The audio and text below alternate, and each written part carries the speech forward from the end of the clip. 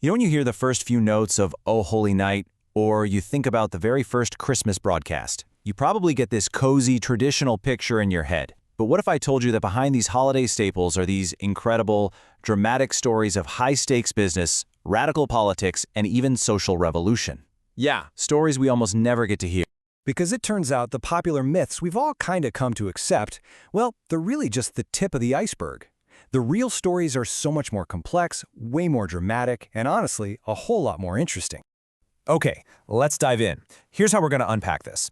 We'll start with a tale of two very different Christmases. Then we're going to bust a famous myth about that first broadcast and uncover the true story of an inventor's pretty desperate demo.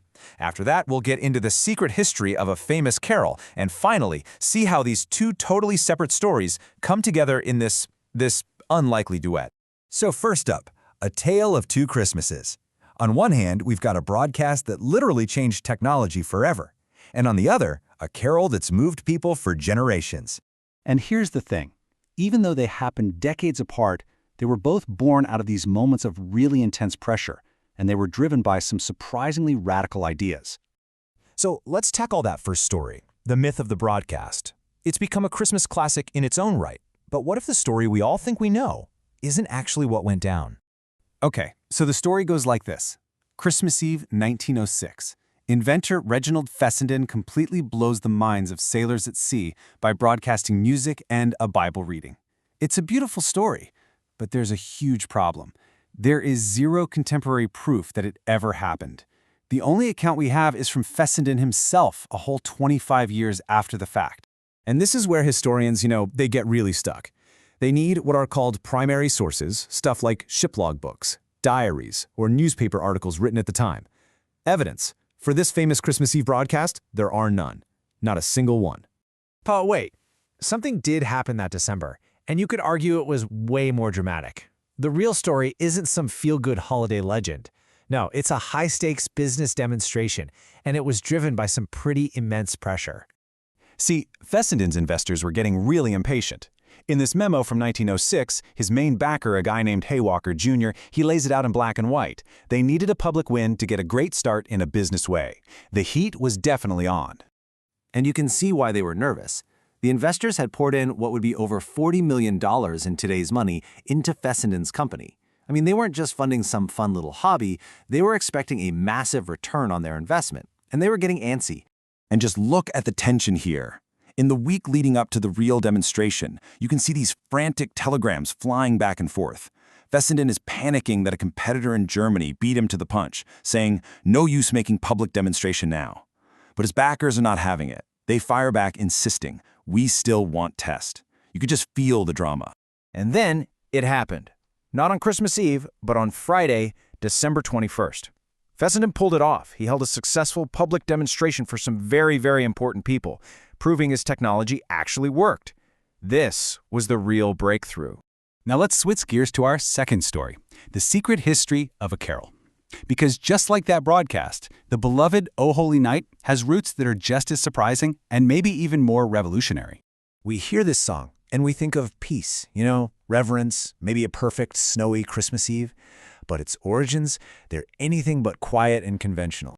So get this. The original French poem was written in 1847 by a guy named Placide Cappeau, a wine merchant who also happened to be a socialist and an anti-slavery advocate.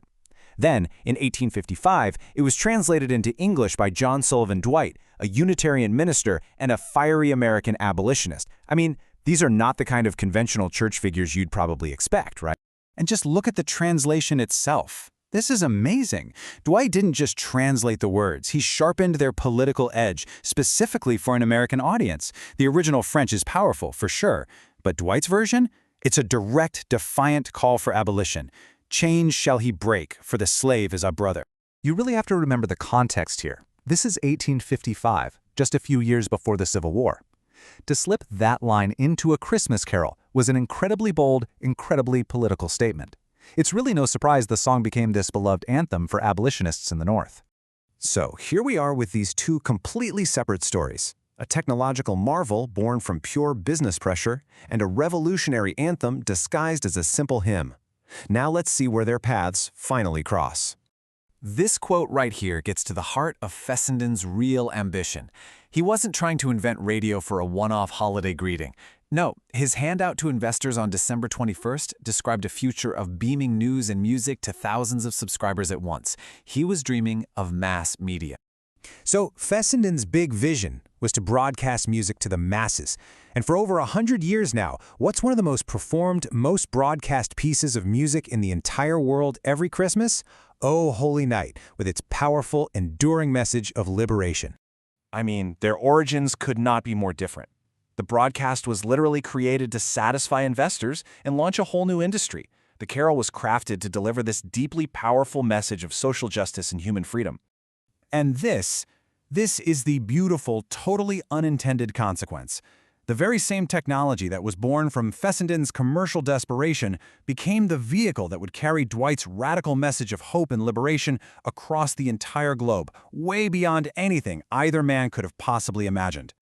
You know, maybe the real takeaway here is this.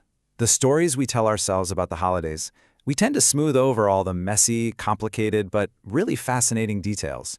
Our most meaningful traditions, it turns out, are rarely simple. They're forged in real-world pressure, in conflict, and in some seriously courageous vision. It really makes you wonder, doesn't it?